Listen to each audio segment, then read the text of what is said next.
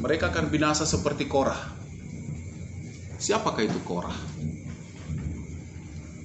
Korah di dalam bilangan, di dalam kitab bilangan, adalah orang-orang yang mengumpulkan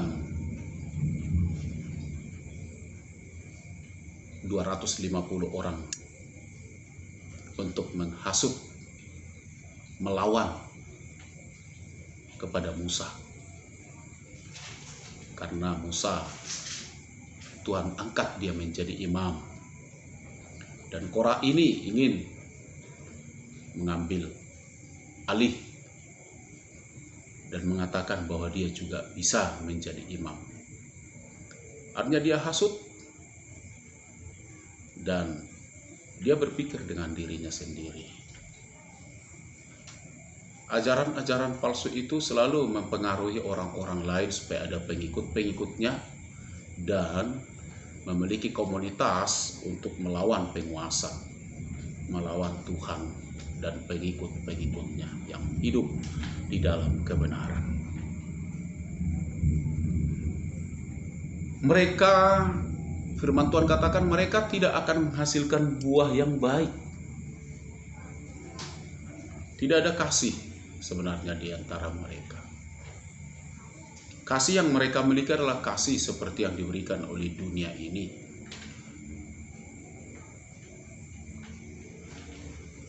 Jika dia diberikan, maka dia akan menuntut.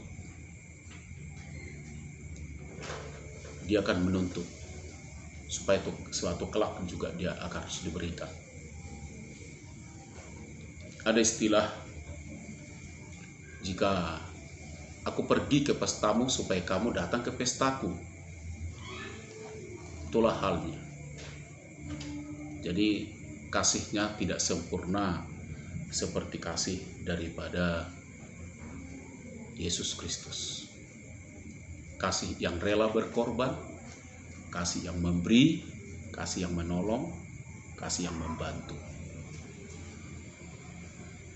Tapi kasih mereka karena kasih akan sesuatu. Jadi buah mereka itu tidak manis. Buah mereka itu tidak baik.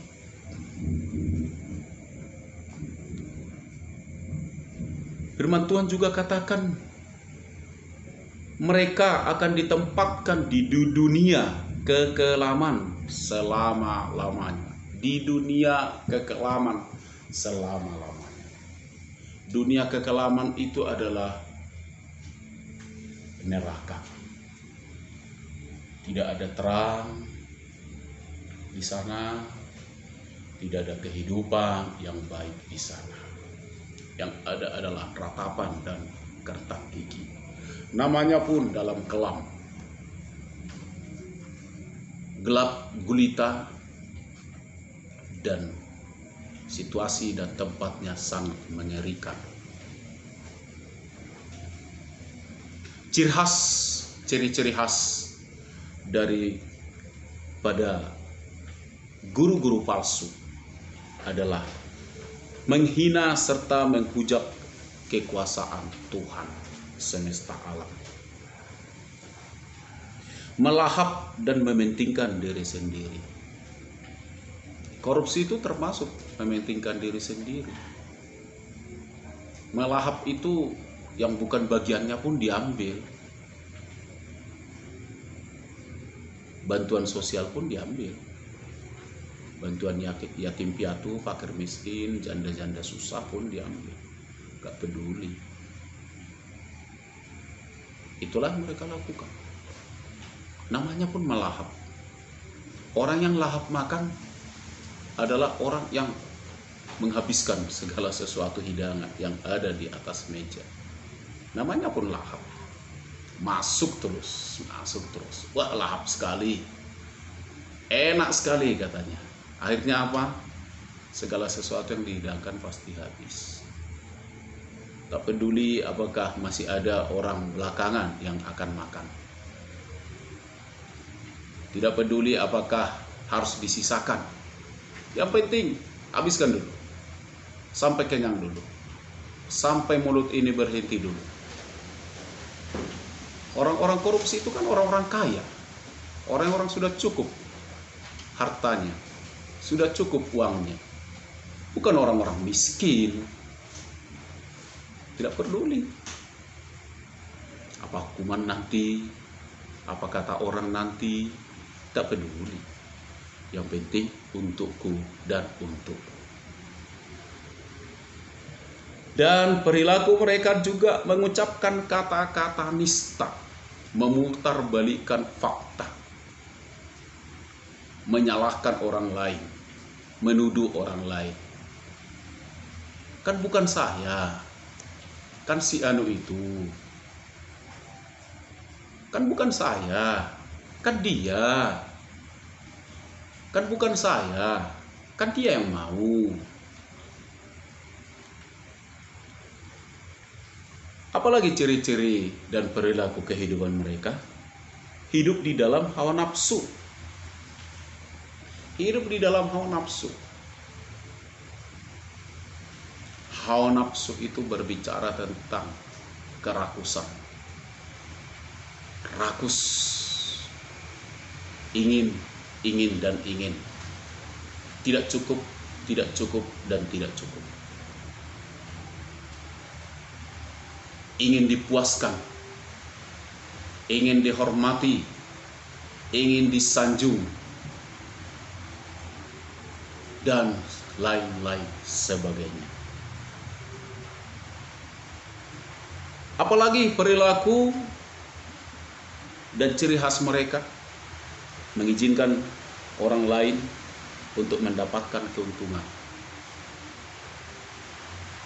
dan masih banyak hal. Oleh karena itu, kita senantiasa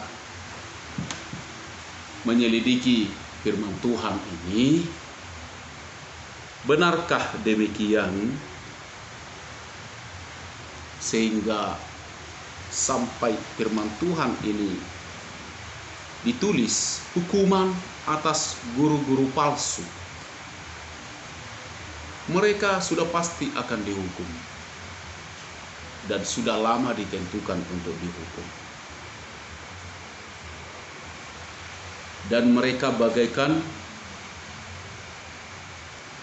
pohon terbanting.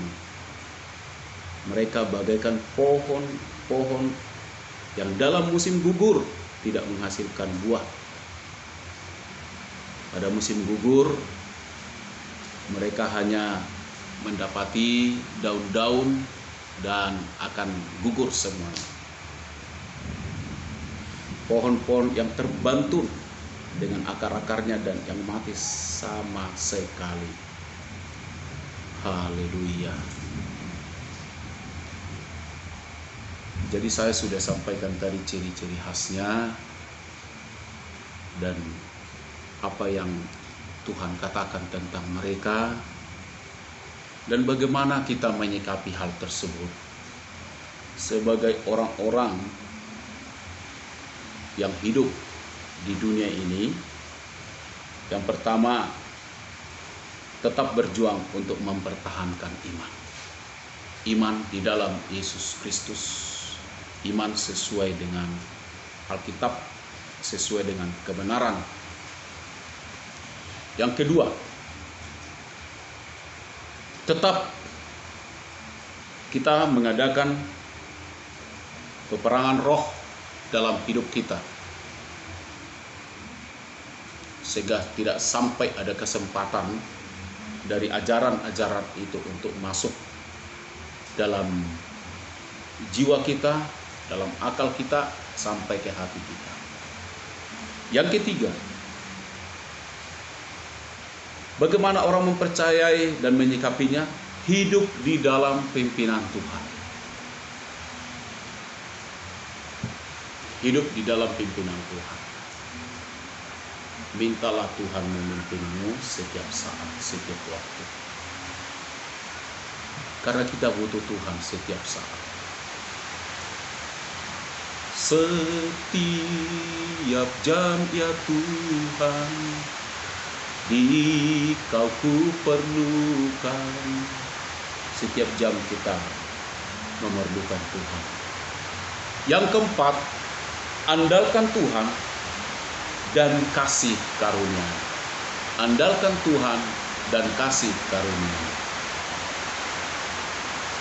Jadi saya mengingatkan kembali dari firman Tuhan ini bagaimana kita menyikapinya. Yang pertama tadi, tetap berjuang dan mempertahankan iman. Yang kedua, tetap mengadakan peperangan roh supaya tidak ada kesempatan iblis untuk memasuki jiwa dan hati kita. Yang ketiga, hidup dalam pimpinan Tuhan. Setiap jam, setiap waktu, berjalanlah bersama Tuhan. Yang keempat, andalkan Tuhan dan kasih karunia-Nya. Karena hanya Tuhan dan kasih karunia-Nya yang memampukan kita memfilter segala ajaran-ajaran tersebut untuk dapat yang terbaik itu masuk di dalam hati kita. Tuhanlah yang memfilter kita, memfilter ajaran-ajaran tersebut semuanya, supaya kita tetap hidup di dalam kebenaran firman Tuhan. Kiranya renungan ini membuat kita semakin waspada dan berhati-hati untuk menerima ajaran-ajaran dari guru-guru palsu. Karena guru itu selalu mengajar dengan jelas, tepat, dan juga bisa meyakinkan orang lain yang mendengar. Tuhan Yesus memberkati saudara. Kiranya firman Tuhan yang saya sampaikan ini sangat berguna bagi Bapak, Ibu, saudara-saudari yang kekasih di dalam Yesus Kristus, Tuhan dan Juru Selamat umat manusia. Shalom, shalom. Tuhan Yesus memberkati kita semuanya. Amin.